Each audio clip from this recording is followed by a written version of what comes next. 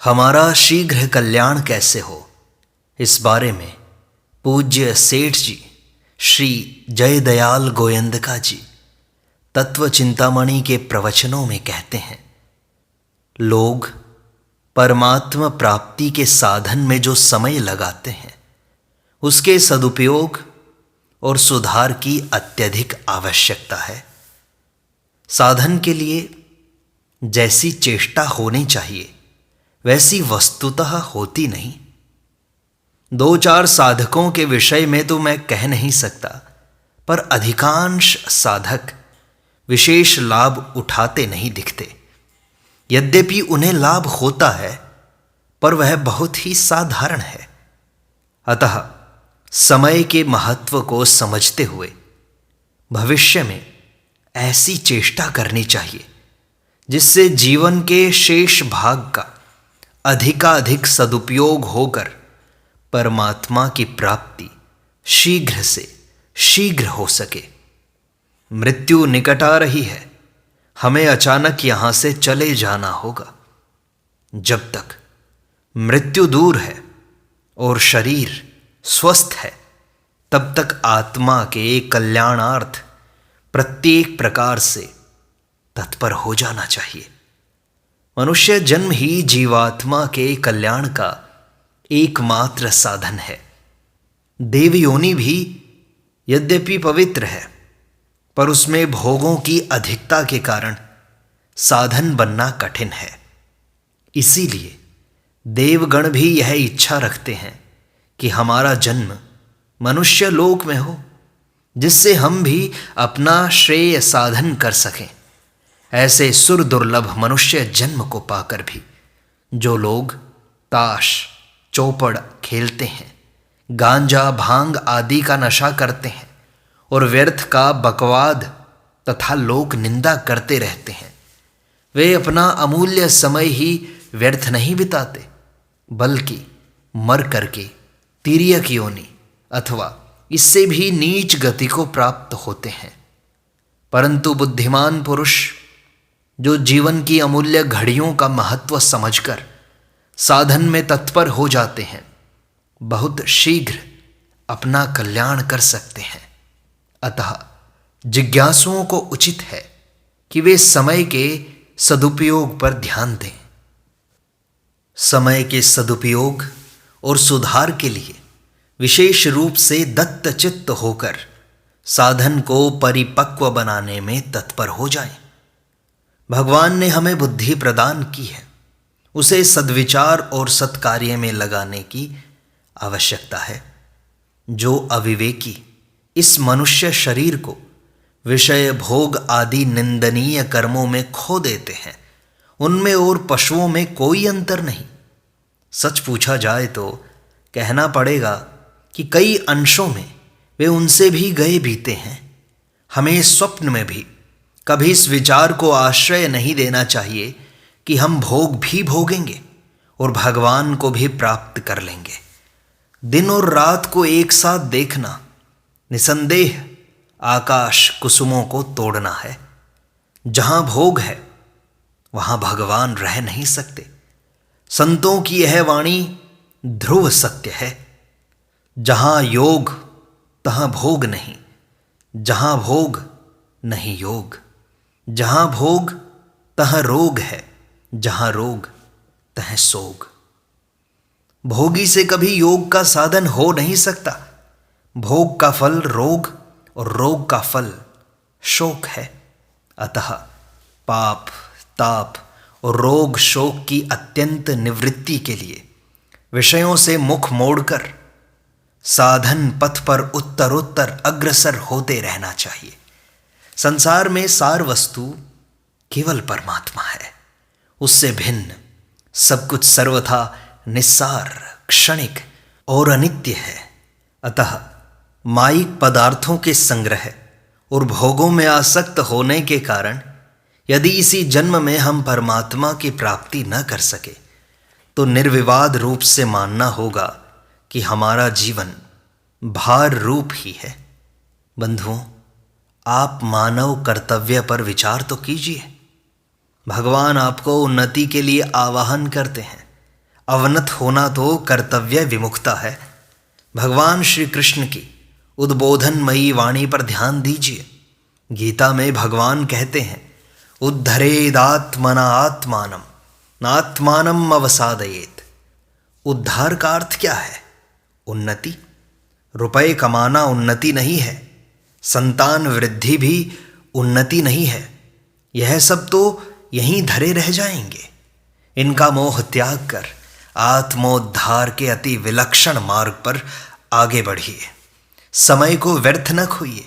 जो लोग प्रमाद, आलस्य, निद्रा और भोग में समय को बिताते हैं, वे अपने को जानबूझकर अग्नि में झोंकते हैं। प्रमाद ही मृत्यु है। समय को व्यर्थ खोना ही प्रमाद है। बहुत से भाई साधन के लिए समय निकालते हैं सही, परंतु उन्हें लाभ नहीं के बराबर हो रहा है। इसका कारण यह है कि वे समय का सदुपयोग और सुधार नहीं करते।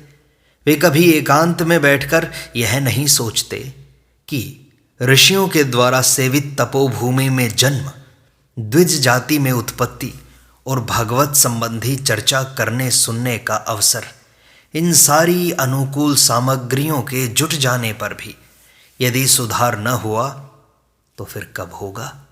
अब तो सावधानतया ऐसा प्रयत्न होना चाहिए कि जिससे थोड़े समय में ही बहुत अधिक लाभ प्राप्त किया जा सके।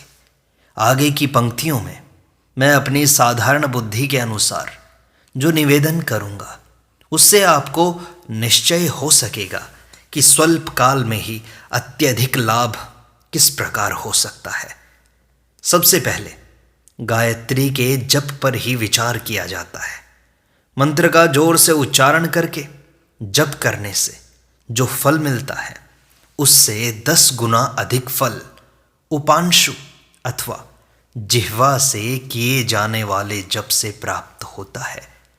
मानसिक जप का फल उपांशु से 10 गुना और साधारण जप से 100 गुना अधिक होता है।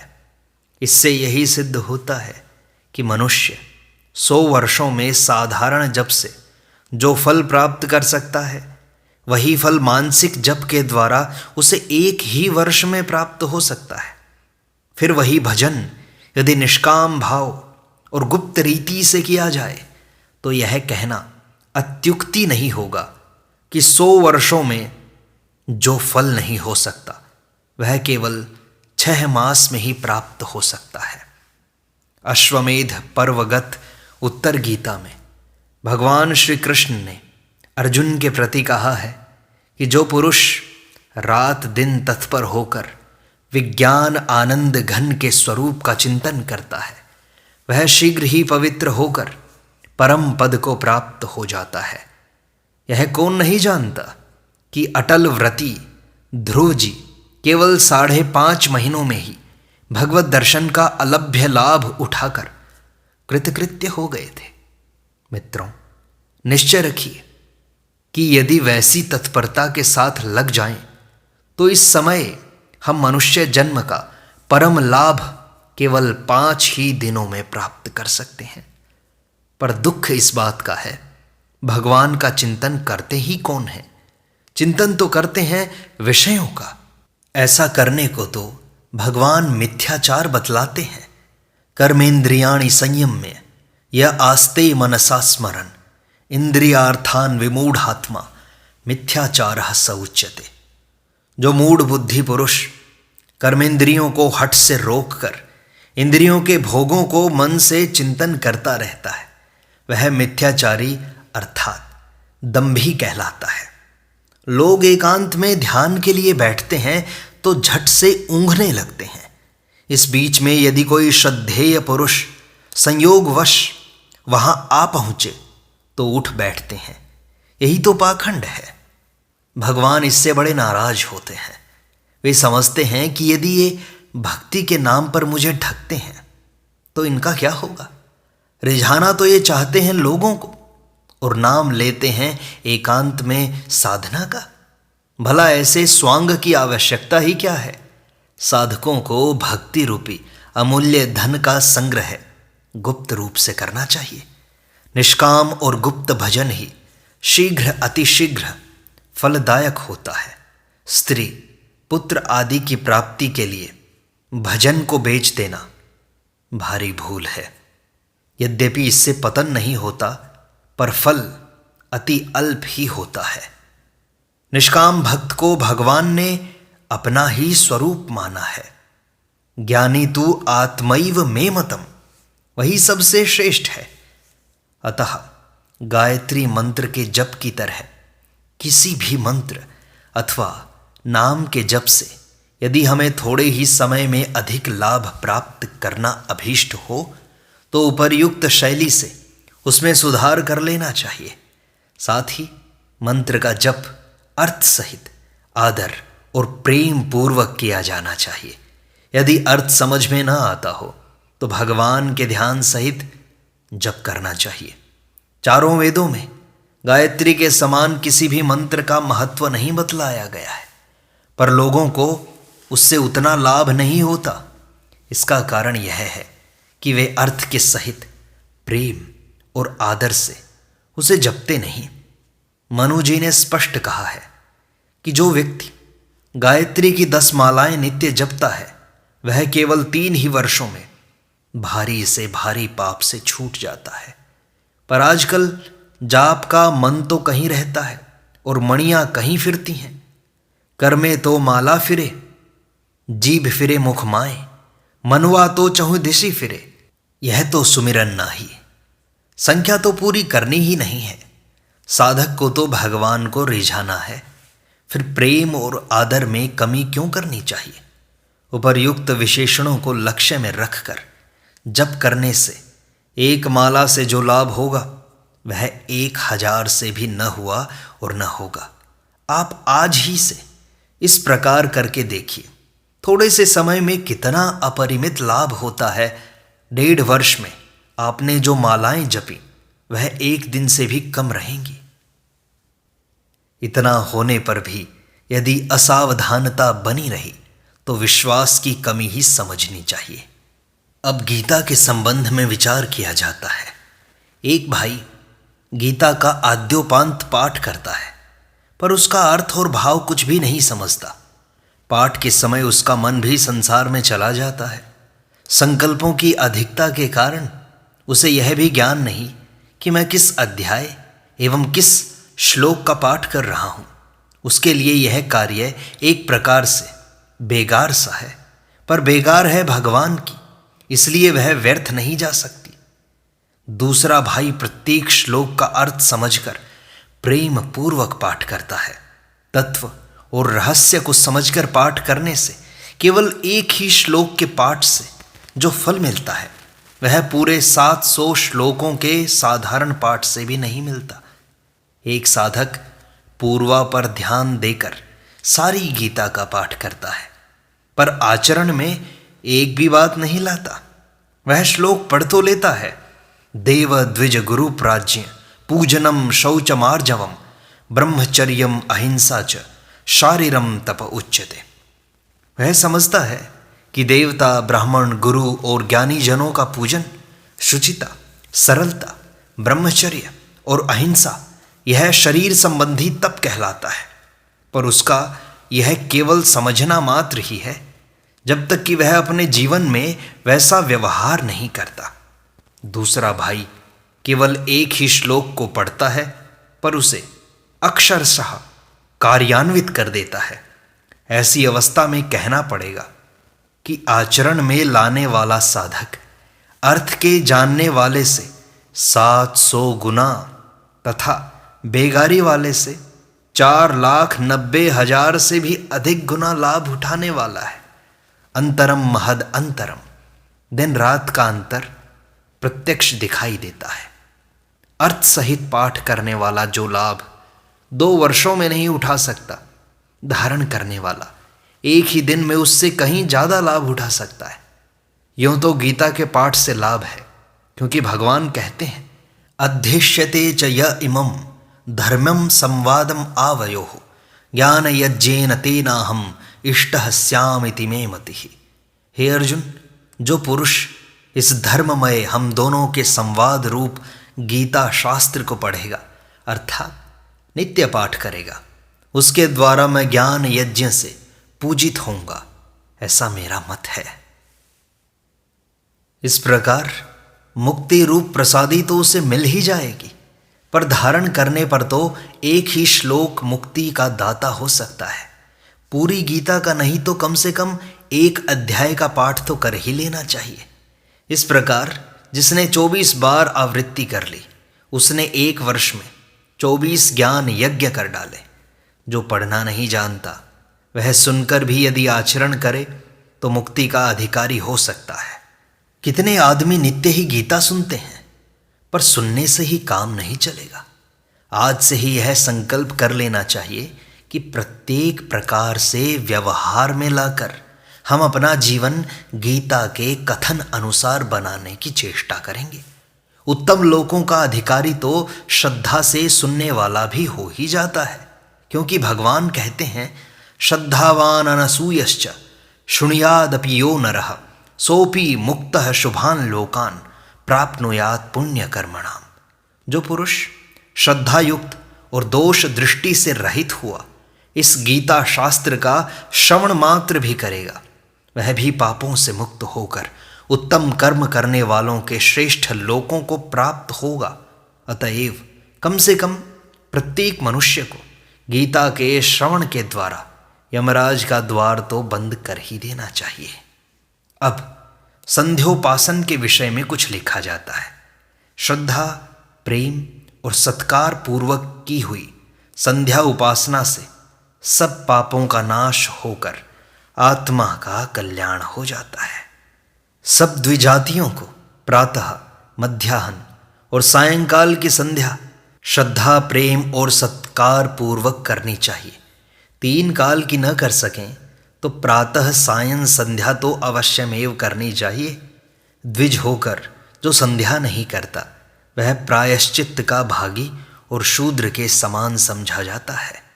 द्विजों को संध्या का त्याग कभी नहीं करना चाहिए।